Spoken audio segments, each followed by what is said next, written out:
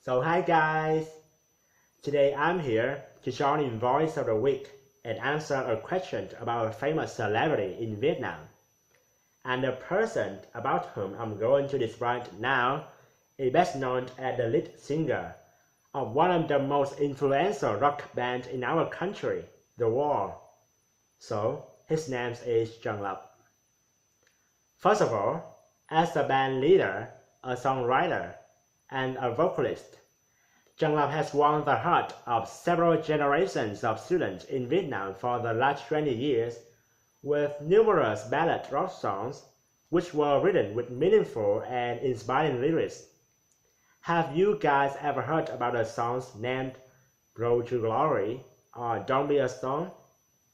To be honest, although I'm not a massive fan of rock music, the reason why I do really look up to Trần Lập and so do other teenagers in Vietnam is that not only does he make valuable contributions to the country's music industry, but he also regarded as a symbol of the spirit and the energy in his struggle against difficulties and fatal disease in his life.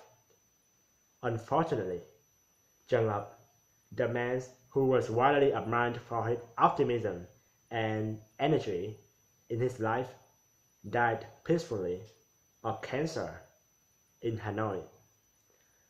Even though he's no longer alive now, the way he lived and his contributions are always in our heart. So you guys, we should learn how to live more meaningfully and make more contributions to our whole society so as to be helpful citizens. Thank you.